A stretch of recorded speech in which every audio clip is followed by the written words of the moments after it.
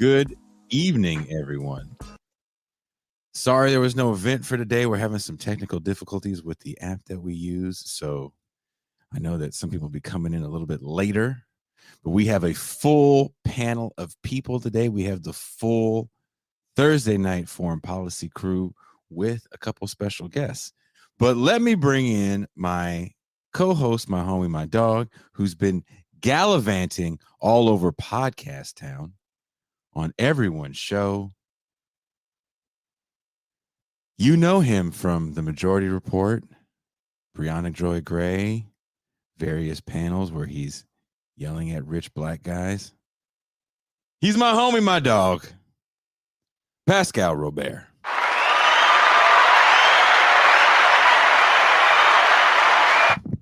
Peace and greetings to the chat. Peace and greetings to the audience. Peace and greetings, Jason Miles.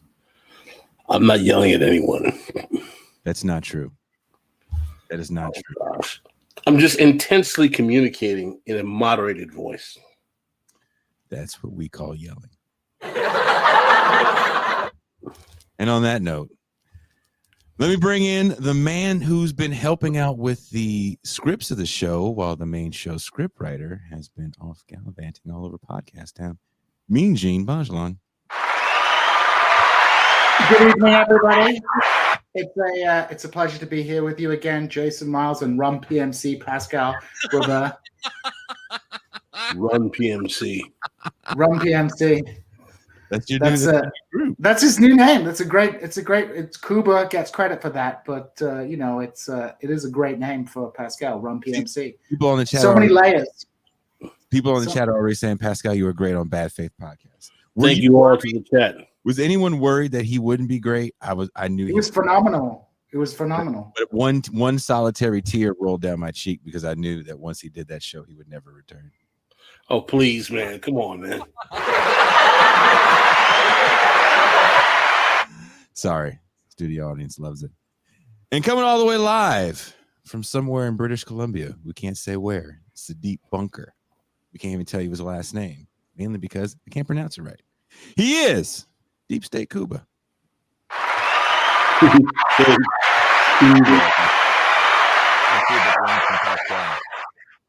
Oh, Cuba. So I forgot to tell you this. Fuck, I feel kind of like a dick. But I'll say it on. People have been complaining about your volume to the point where they're sending me messages on who they have to pay to get your volume up or get you a new microphone. So the Cuba needs a new interface setup fund. We'll be starting today with super chats. So if you would like to complain about Cuba, no, send $1 so we can get Cuba an interface and I can send him a new microphone. And on that note, you may know him from giving arguments. He's got Logic for the Left. He's got his own show. He's appeared on everybody's show as well. Big Ben Burgis.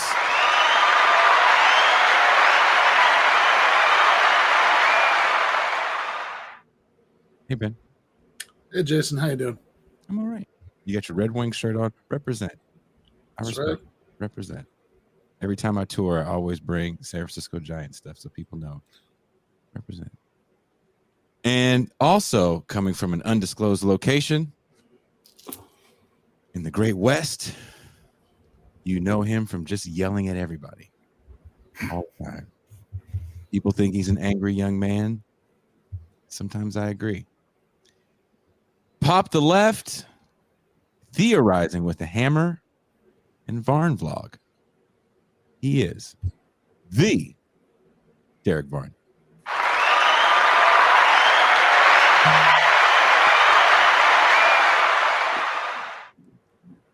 What's going on, brother? Not much. And yeah, I'm an angry middle-aged man. I mean, I'm your age, Jason. So I call everybody young man, except for Pascal. He's young. All right, I'm gonna stop messing with you. I had to give you a hard time. I'm not serious, by the way. Pascal and I have no beef, and I was very happy that he was on Brianna Joy Gray's show. It was a good show, and it's the only time I've ever listened to it, and probably will be the only time I ever listen to it. So, Listen, good job, man, Pascal. listen. Let's please stop jeopardizing the ability of me getting reinvited already. It was a great experience. She was very nice. She was a good host. Let's leave it at that. Okay. Yeah. Yoko Joy Gray. I will. Let's not go there. Yeah. Yeah, that's meaner than what I said. Yeah. Okay. Yeah. I mean, the one time I ever listened was because I knew she was going to be talking shit about me there, and and I wanted to see what she had to say. But maybe this will be the second time. Oh, you caught some wrath? No, I definitely caught some wrath. Did you? You being serious? Yeah. Yes, we don't need to do this. This is not. We don't do this on this show. I didn't know that shit happened. This is not our posture. No. So let's look. We are here to talk about the PMC, and I spent all day working with my co-hosts on what to do. I usually have an idea. I drew a blank. Kuba helped me out. He's like, "Hey, there's that scene in that movie Office Space. That's like a good scene," and I was able to use it. So check out this video, and then we'll get into the show. And We need to talk about your flair. really? I have 15 pieces on. Well, okay, 15 is the minimum. Okay. Okay. Now, it's up to you whether or not you want to just do the bare minimum, or, well, like Brian, for example, has 37 pieces of flair on today. Okay. A terrific smile. Okay, so you want me to wear more? Look, Joanna. Yeah. People can get a cheeseburger anywhere, okay? They come to tchotchkes for the atmosphere and the attitude. Okay, that's what the flair's about. It's about fun. Yeah. Okay, so more than, yeah? Look, we want you to express yourself, okay?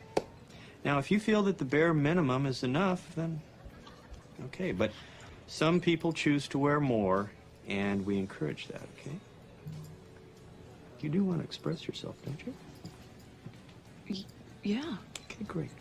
That's all I need to really think hard about what has been happening to social class relations. And the conclusion that I came to is that essentially the left is applying an outdated paradigm. They're still thinking in terms of bosses and workers in a kind of old-fashioned industrial sense, where what's really going on is that for most people, the key class opposition is caregivers versus managers. And essentially leftist parties are trying to represent both sides at the same time, but they're really dominated by the latter. Perhaps no term has caught the imagination of political circles on both the right and the left as the term professional managerial class. The term was first coined by John and Barbara Ehrenreich to describe a case of middle-class professional elites who increasingly controlled production through their specialist training and educational credentials. While the work of the Ehrenreichs was certainly significant, their hypothesis was not an entirely new one. In the 1940s, the Trotskyist-turn-conservative James Burnham penned the Managerial Revolution, which hypothesized that society was increasingly failing under the domination of a managerial elite with specialist knowledge. In recent times, especially in the aftermath of the 2008 economic crisis and the 2020 COVID pandemic, such analysis and criticism has gained popularity on both the right and left. However, how useful is the term PMC? Are the PMC a coherent social class? And in what ways does the convergence of discourse between both right and left on the PMC thesis obfuscate more than it elucidates? We ask these questions and more. This is Revolution. The amount of people who are actually providing services, haircuts, things like that, is pretty much the same as it's always been. What's actually happened is that you've had a growth of two areas. One is providing, what I would call caregiving work. And I would include education and health, but basically taking care of other people. in one way or another. In the statistics, you have to look at education and health because they don't really have a category of caregiving in economic statistics. On the other hand, you have administration. And the number of people who are doing clerical, administrative, and supervisory work has gone up enormously. To some degree, so according to some accounts, it's gone up from maybe 20% of the population in, say, UK or America in 1900 to 40, 50, 60%. I mean, even a majority of workers. Now, the interesting thing about that is that huge numbers of those people seem to be convinced they really aren't doing anything. And that essentially, if their jobs didn't exist, it would make no difference at all. It's almost as if they were just making up jobs in offices to keep people busy.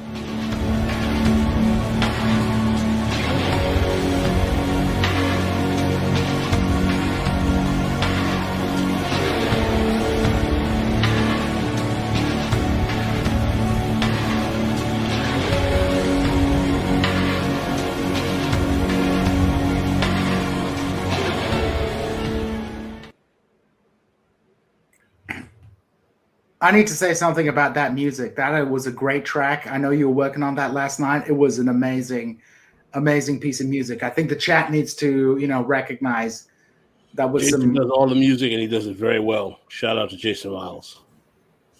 Indeed. Audio, dude. You muted yourself, Jason. I meant to send it to you guys. I finally finished the first part to that Huey Newton series that we're doing for Zero Books, and that's actually part of the soundtrack to it. I was up all night doing music for it. So well, since I'm older than everyone here, I'm actually going to take the luxury of starting the conversation, and I'm going to take it to our. Sorry. Is that intentional? No, that was totally accident. I want to take it to our two guests. The debate about PMC or professional managerial class versus petite bourgeoisie, we can get into that later on. But my first question is that how much does the discourse about realizing the rise of a class of professionals who have a certain specific function in the American political economy come out of the move towards technocracy after World War II? I'd like if you guys can use that as a point to discuss, or Cuba, of anyone, how the shift to technocracy, elite strategic planning, to use a metaphor, the Rand corporatization of direct planning of governance, the expansion of the state apparatus with the New Deal. How much does this, and I forget which, I think there was a specific president or administration that talked about this, but can we talk about the connection to the rise of technocracy post-World War II and the development of the PMC concept, if we will? Or maybe you guys think I'm wrong for making that connection. I'd like to hear your thoughts. I think the fact that almost all these theories came out of the 1940s and 50s initially, I mean, we always cite Ehrenreich for the particular phrasing, but is because of the expansion of the bureaucratic apparatus of the state in the 1940s and the fundamental change in the way businesses were run with two different factors that actually began about 20 years before.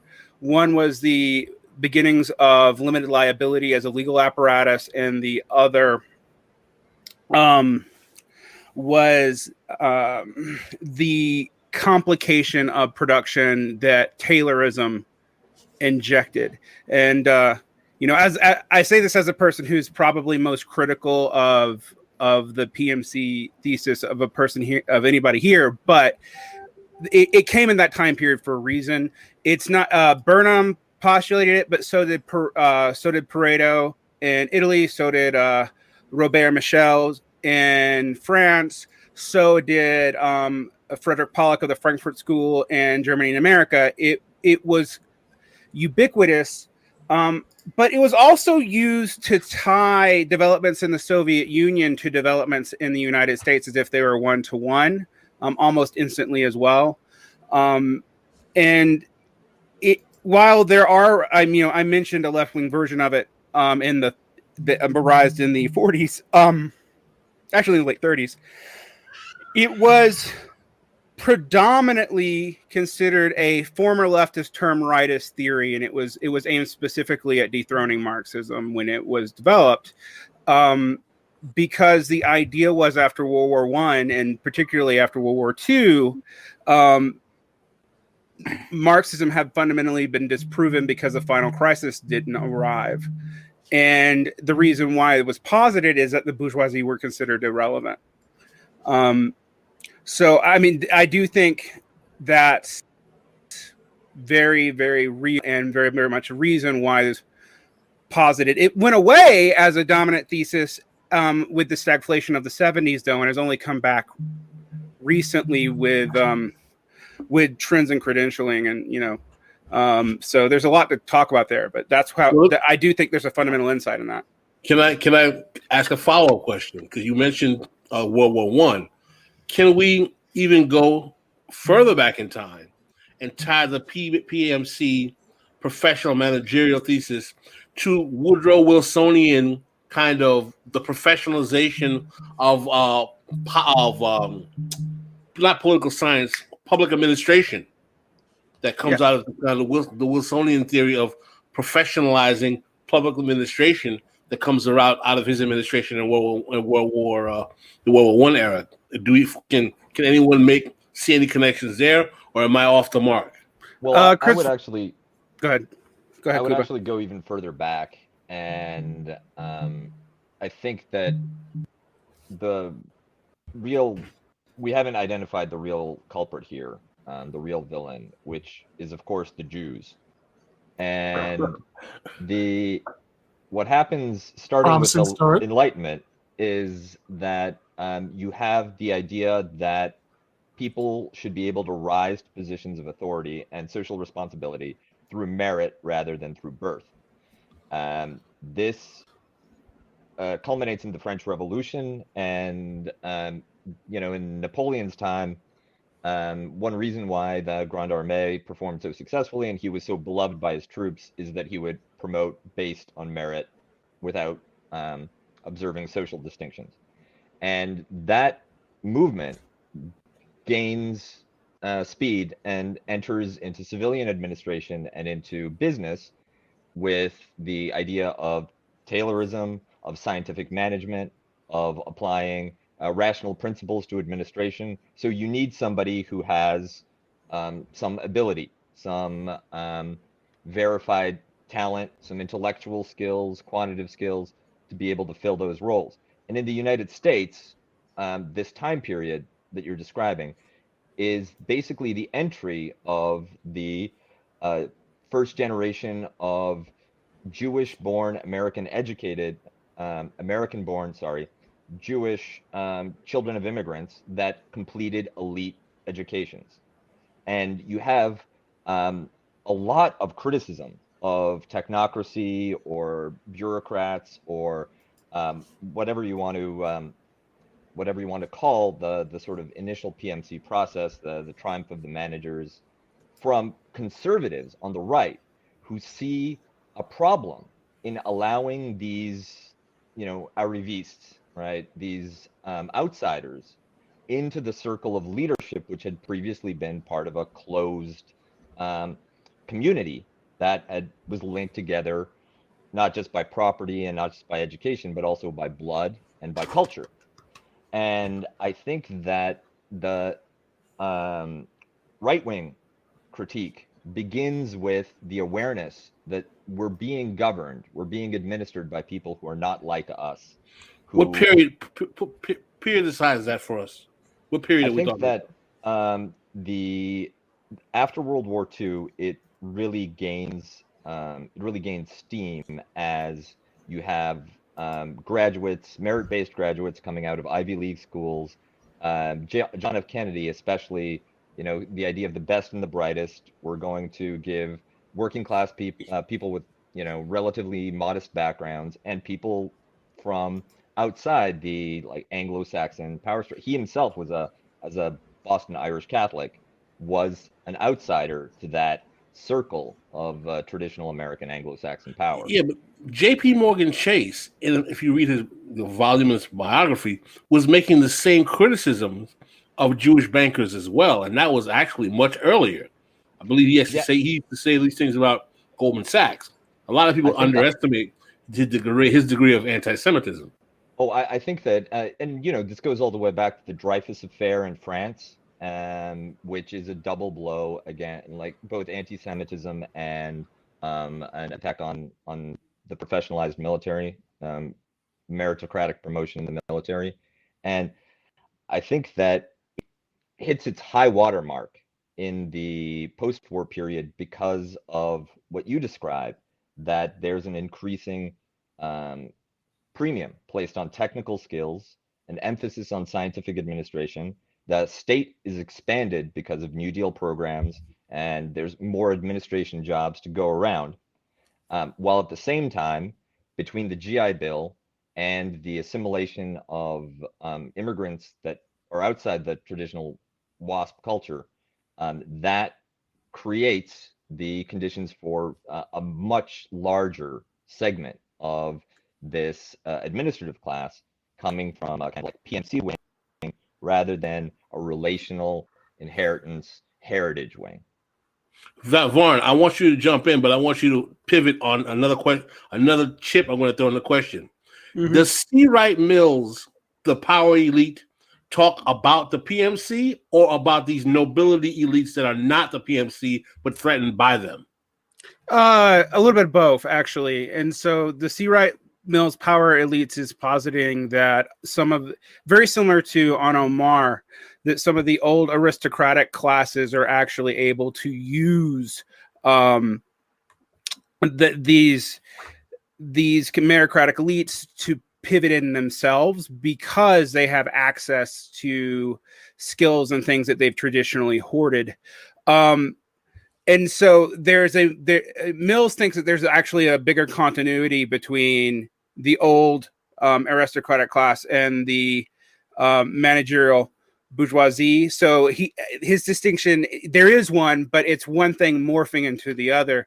What I was adding to that, I was thinking about the work of a person I'm writing a book on, Christopher Lash, who talks about the 1890s to the 1920s and goes through both the left and right-wing relationship to bureaucracy in the same time. It mirrors what Cuba says, but it actually starts to posit that one of the reasons why this is so interesting and different in America in specific is, Lash doesn't use these words, but it's settler colonialism, and the children of a lot of the old, original bourgeois planter classes have tons of money and nothing to do. And you also have people they can hook up with who are moving out west, who are kind of quasi, upper end petty, like they're not quite full bourgeois. We're not talking about robber barons, particularly in the 1890s, but they're also not petty bourgeois because of their access to land. And particularly the wives of these people come up a lot in this book. And they start trying to pivot a lot of this meritocratic attitude into social projects at first, initially outside of the state. And so when they're attacked by conservative elements who tended to be literally their parents, actually, they were being attacked for breaking down, old norms, for ending kind of the old entrepreneurial spirit. But it was kind of a result of the political economy of the time explicitly. But one thing Lash is pretty clear about is that this expansion of bureaucracy is kind of limited to the children of the bourgeoisie and then people with direct relationships to the government, particularly as the patronage system starts to fade in the early part of the 20th century. And you're right, it is pretty much faded out by Wilson. Ben, do you have anything you want to add? I was going to say that. Yeah, I mean, I guess I want to just kind of take a step back here because I've heard the phrase the PMC thesis a few times, but I don't really know what people are thinking of as the PMC thesis. I mean, is it just the claim that there is a professional class of some sort that exists, or managerial class? in which case I can kind of understand running together everything from Ehrenreich to James Burnham, or is it like what Burnham thought, what maybe some people who might call themselves post-leftist now might be kind of flirting with, which is the idea that this kind of professional managerial strata is poised to become or already are somehow the rulers of the world instead of the bourgeoisie, which is what Burnham was saying, and what maybe like is a certain analysis, like it's like even like kind of what Michael Albert thinks about like what Stalinism was, that that it was just the managerial class sort of becoming the ruling class, and maybe Burnham thought that was true or becoming true in both East and West. But I think like Ehrenreich was actually talking about a slightly different thing. I mean, what they have in common is saying that we can talk meaningfully about something like a managerial class. But I think what Ehrenreich, was trying to address was like a slightly different problem or issue, which is, I think it came out of her view about, what was going on in the left, and the difficulty of left organizations and reaching out to ordinary working class people.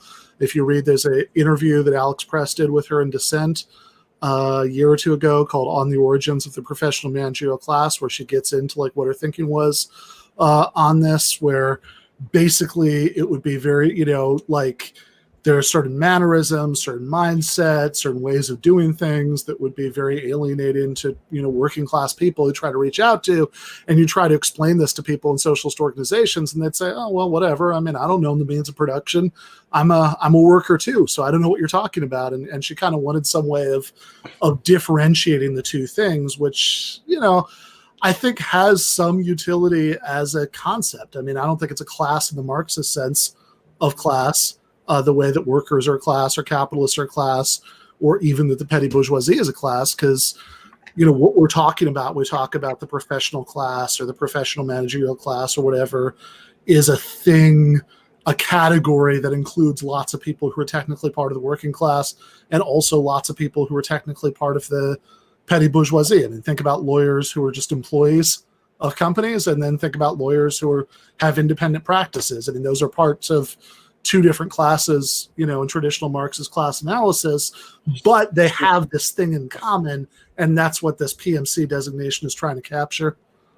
The main point that from the exercise for me was to actually give a historical context, and when we start to actually see the presence of a managerial strata as a result of the way in which capitalism requires more hands on deck to actually kind of filter out tasks. So that's why I was trying to contextualize it there. But I really appreciate what you're trying to say. But the question I want to ask you, Ben, is that about the difference between PMC or not, or petite bourgeoisie. Do you think the distinction between PMC and petite bourgeoisie is that PMC have no control of the base, i.e. base relative to superstructure, when petite bourgeois has some control of base because they do generate revenue from some form of means of production, i.e. small mercantilism, solo practitioners, doctor being so. When a PMC can just be a high-ranking associate lawyer in a corporate law firm who paid well but has no connection to the base. Yeah, I mean, again, I think PMC, as the term is generally used, includes people who are part of the petty bourgeoisie, and it also includes people who aren't part of the petty bourgeoisie. So again, lawyers or doctors, professors, who are employees, are definitely part of what people are trying to talk about when they use that expression, but also definitely people who are independent proprietors, are doctors or lawyers with their own practices, for example, are part of what people are clearly talking about normally when they use this phrase, which you might say makes it a little bit of a sloppy phrase, but it's also, I think, something that differentiates it from like people like Burnham or some of those other theorists who are mentioned, who are talking very specifically about like a managerial strata, about people who who what you're saying, Pascal, is going to be correct of, that they have some power, but they're not, they're not actually owners of their own, means of production. And I think that this is kind of why I don't I sort of do in both books. I kind of do this awkward dance where I bring up the concept because I do think that it has some explanatory value, but I also have some sort of Marxist itchiness about it because this just doesn't quite map on to what we mean by class. And so I say, well, you can think of it as like a professional managerial caste because it's almost more of a cultural designation than strictly an economic one. That it's a term for a group of people who certainly see themselves and each other as having something in common. If you understand that, it certainly helps you understand their politics. Typically, and I think it's an important category to understand. It's just not the same category as class in that Marxist sense of your objective economic position. Well, let's go around and let me ask people. Ben gave us his definition. Jean, you've been quiet. There's been some powerful voices talking over you, and I'm sure you want to give us your definition of the PMC since you actually did help write the script for the intro clip today. Audio, Gene. Oh, you're muted, brother. I would start by saying that the way that the term is used in common sort of parlance is very sticky. It's used in a variety of different ways by different actors on the left and the right to mean different things. When, for example, Kuba and I talk about the professional managerial class, in our minds we've discussed this, we're talking about literal elite managers of state and industry, people with significant social power. When you look at the Ehrenreich's work, and I think Ben laid this out very well, they're not talking about a social class in the traditional Marxian sense of the word. They're talking about people who share a common kind of experience. And Ben pointed out this is kind of cultural. It's defined by, going to a 4-year college, having some kind of professional certification.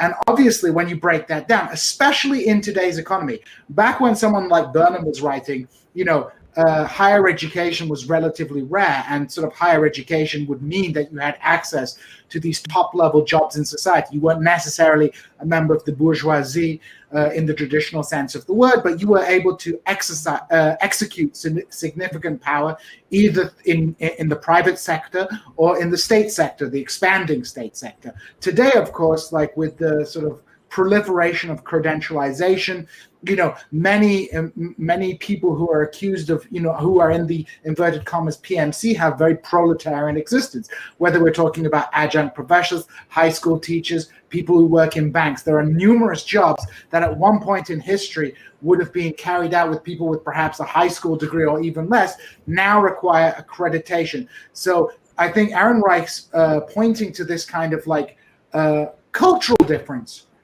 amongst workers, and you can define it as sort of they might be in a Marxian sense, members of the PMC might be seen as petty bourgeois, they might be labor aristocracy, or they might be bourgeois adjacent, having having an existence where they're salaried, but also they have stock options, so they are kind of capitalists in a different way. Now, where I think when we discussed the idea for this episode, I think the important thing that we wanted to get across is how this vocabulary has been mobilized. I do think when we on the left use it, if we use it carefully, it can be illustrative to talk about a particular caste or faction in politics, which isn't necessarily defined by social class, but is defined by a kind of cultural habitus related to a kind of common experience. But when it is mobilized on the political right, it is used, in my opinion, and we see this in Burnham's work, to kind of present a view of the world where workers and capitalists are being usurped by a new elite of effete eggheads who are know-it-alls and who are just trying to tell people how to do everything.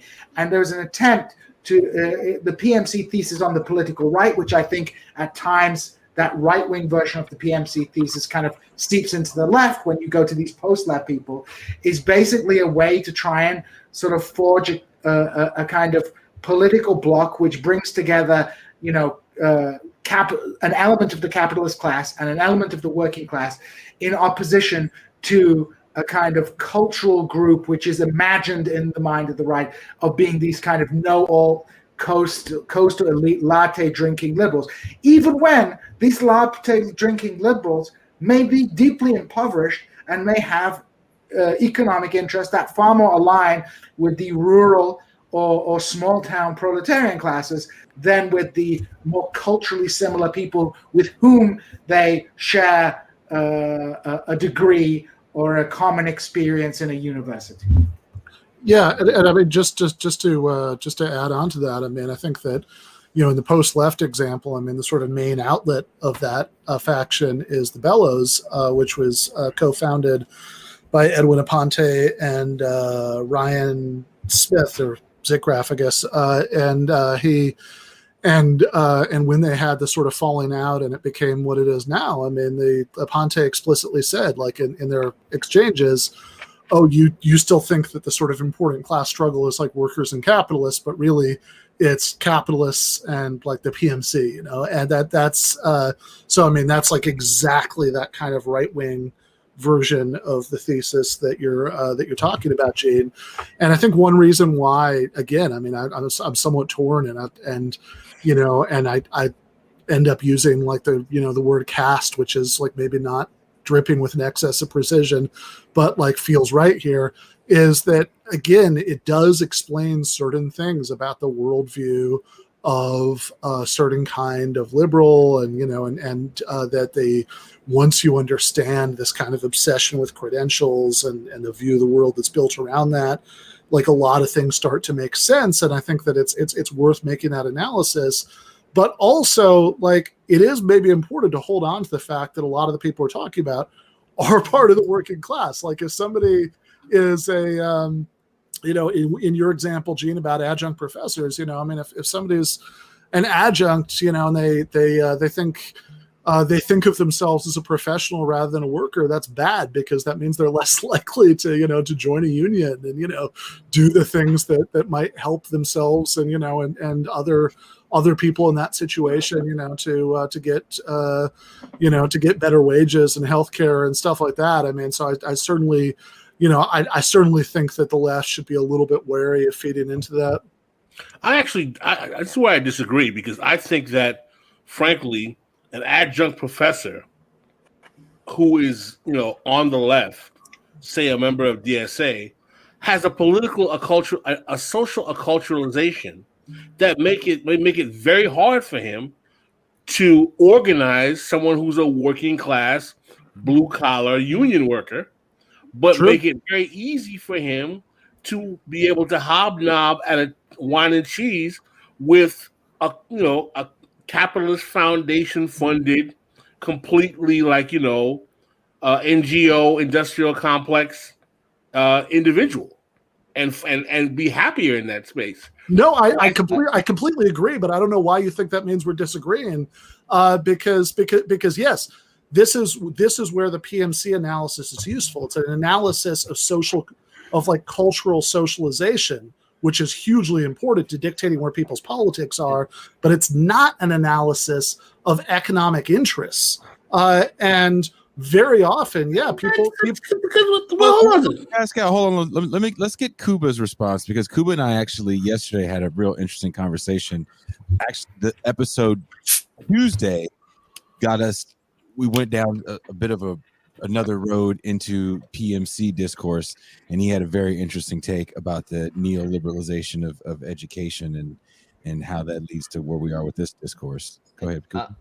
And I wanted to pick up on some of the comments that Ben Pascal had made, as well as some of the questions that came up in the super chat. And one, there's all of these different definitions, all of these different uses of the term PMC. One looks at the PMC as a cultural type of category, where modes of consumption and patterns of behavior mark your membership in that group, and it conditions what kind of opportunities you get and how you're received by other people. And that it's a little like Thorstein Veblen style theory of the leisure class, where behavior, consumption create a shared sense of identity. And I think that the nexus of where the PMC is produced and reproduced is academia. You come in out of high school and you could be perfectly normal, but by the time you graduate, they'll try to turn you into a PMC.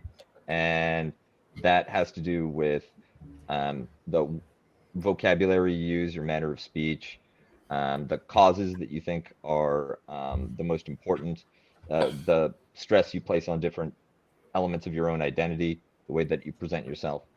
And that creates these barriers to organizing, like Pascal said, where you have more in common in terms of self-presentation, habitus, interests, cultural signifiers. You have the cultural capital to hobnob with bourgeoisie, and there are barriers to when you try to interact with working class people who haven't gone through the PMC factory that is higher education.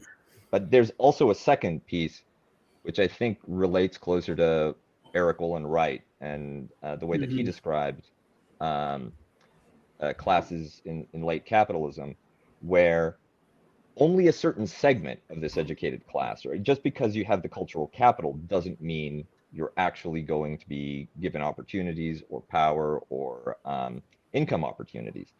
It's only a segment of people who are very, very good at taking advantage of not just the credentialization part of the university experience, but also the technical training and especially the socialization and networking in order to advance themselves within the organizations that control resources, not just in the United States, but globally. And I think Pete Buttigieg is the PMC in one person. He knows how to weaponize, how to operationalize his gay identity. He knows how to take advantage of his professional background. In fact, he does it a little too much, and he was shocked that people might be upset that he was fixing the price of bread. But he's an expert. He's perfectly suited to move up in these professional hierarchies. And the position that he has now, given his starting point, he doesn't come from a wealthy family. We can't describe him as being like capitalist born and bred. He's not an heir to anything, but through that ladder of elite education, he's been able to ascend to a position of real authority. And for me, that's the segment of the PMC. That's the segment of society that I describe as the PMC. They're the people that I knew from university that were able to get ahead and secure positions of wealth and power and influence through educational certification and elite socialization, as opposed to an upper middle class that you see especially in localities. And somebody asked about shift managers or district managers. I think that those aren't PMC. If you're making an hourly wage, even if it's twice as much as the people you're supervising, that's not enough. But the small business owners in localities, also not PMC, but they are a competitive upper middle class with the PMC that derive their position from ownership of local small scale means of production. And a lot of the Republican Democratic fighting over cultural signifiers and things of that nature comes down to two wings of the upper middle class: local capital derived wing, small business owners, people who own property, versus people who have similar levels of power and influence but derive it from education and cultural status. So I want to respond to a bunch of things that's come up in the last few minutes on all this. And one thing I want to point out to people is we started debating immediately when we tried to debate what the PMC thesis even is, partly because the way it is described, it is tied to credentialing, cartelling, cultural capital, and I have some facts and statistics that I want people to think about, but I also want to point out that everyone yelling in the chat about the different definitions is actually an indicator that there is no shared understanding of what the PMC is. You have a notion of what it looks like, and you impose something on that, which is why we're getting 1,000 definitions. When we know what something is, that does not happen. All right. So the one thing I want to point out is the focus on credentialization and elitehood is very confusing. You will hear, for example, someone like Malcolm Kayuna or Swayuna, I'm not quite sure how to pronounce his name, a guy who claims to be left wing, but he works for a right-wing think tank in Sweden. Will say that the PMC is everyone who's credentialed for cultural reasons, and that college is the main factor. Well, 65% of all currently existing jobs require at least 2 years of post-secondary education in the developed world. Why is this happening, and what is the PMC thesis actually not looking at is actually what I am more interested in, and why I've started really pushing back on this term. Because you have stuff like we began with the David Graeber thing about 65% of the population is in administrative or managerial jobs. That's frankly just wrong. 65% of the economy has a degree. If they're under 35, if they're over, if you look at if you include boomers in that, it drops to about 40%. And people will then, that's a proxy for even wealth. Wealth and class and Marxist analysis aren't the same thing, guys. So let's just get that out of the way too.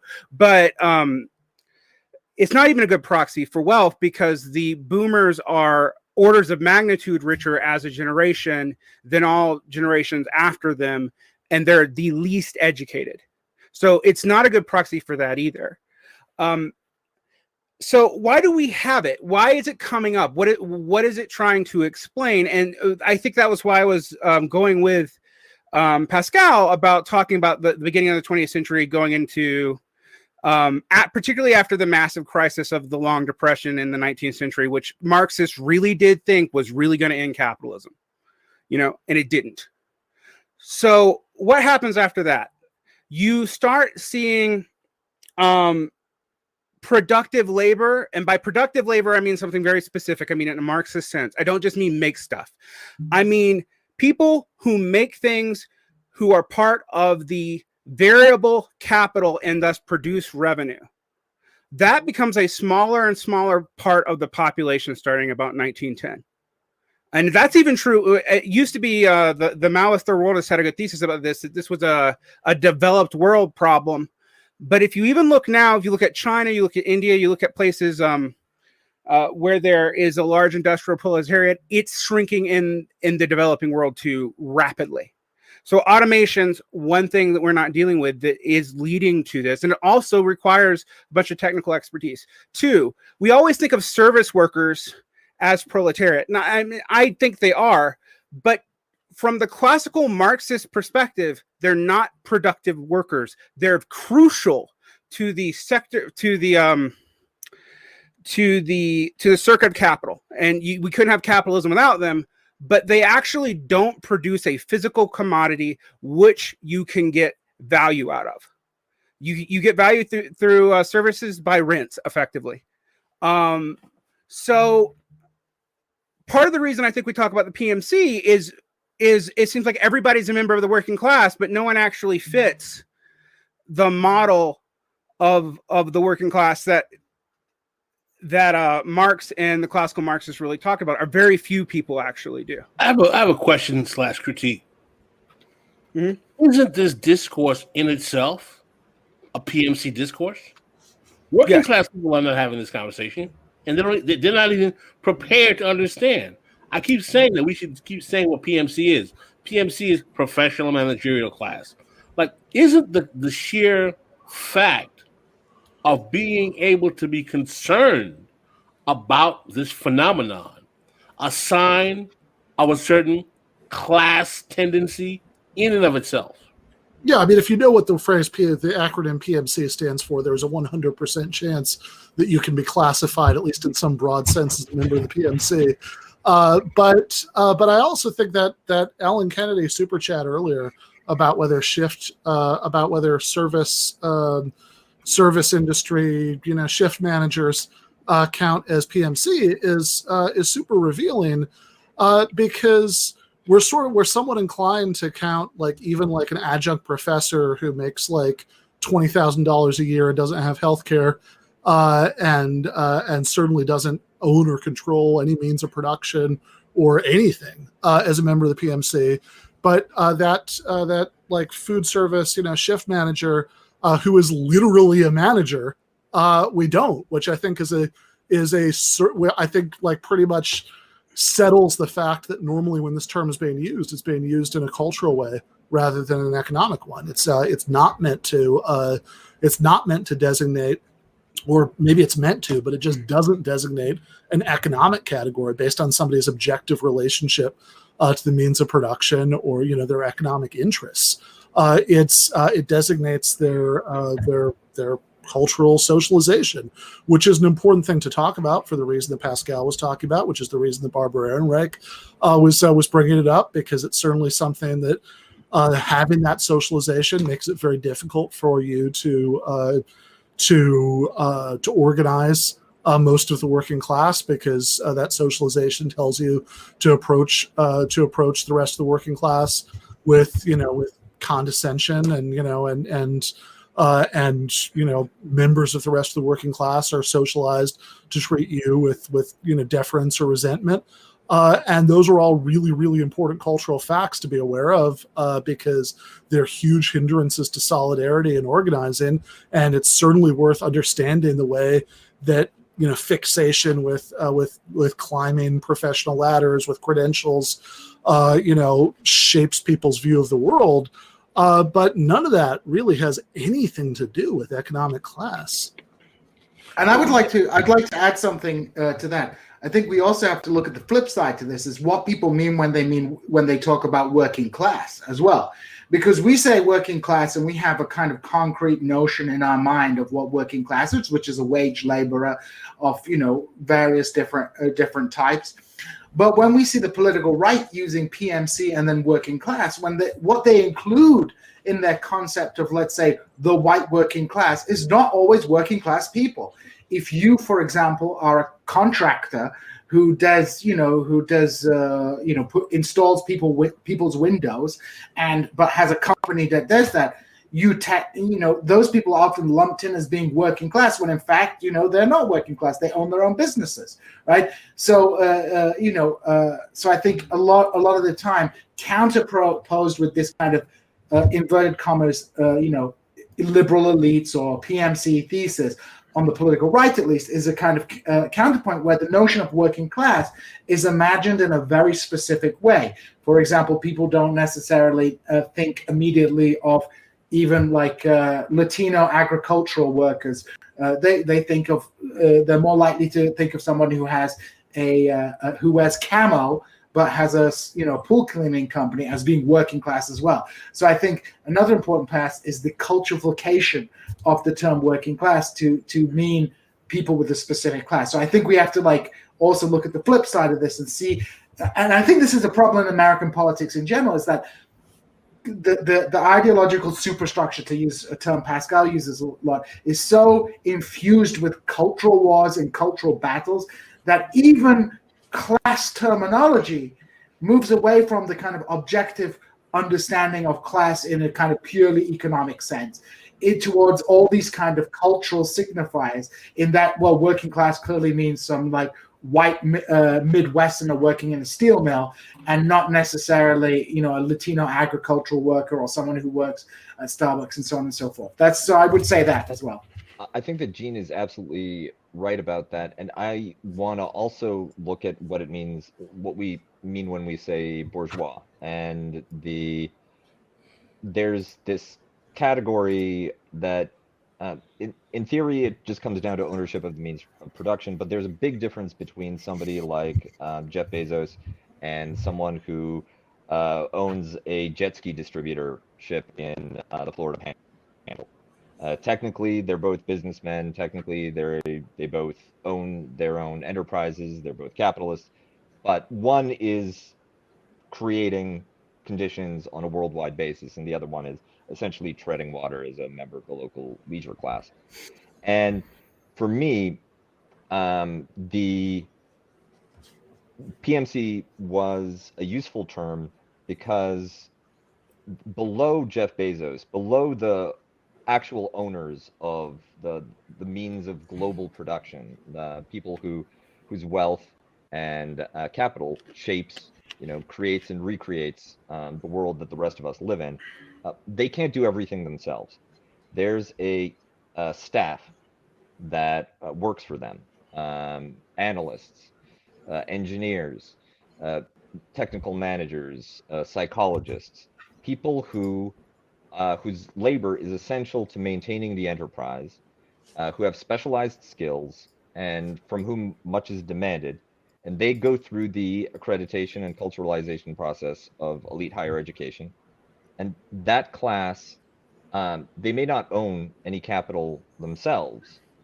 Often you start out in that position as a salaried employee, and you might be able to graduate into, through stock options or through entrepreneurship, into becoming a sort of bourgeois yourself. But that class is extraordinarily powerful because they have delegated, they have the influence and power that's been delegated to them by the people who own a large-scale means of production. I want to wrap this. I wanted to wrap this up because we're coming up to an hour. But I would like us to go in the next hour. Are you guys all able to stay for some patron time? Yeah, I was actually really hoping that we would stay for a post game, because otherwise I'm gonna have to pick up my mother-in-law from the airport, and I'd really much rather do this. Yeah, I'd like to when we go to the post game, talk about petite bourgeoisie versus PMC. Why one term is better or not than the others. What is the difference between a professional managerial class and the classical Marxist phrase petite bourgeoisie? And can we make a distinction? Is one more precise than the other?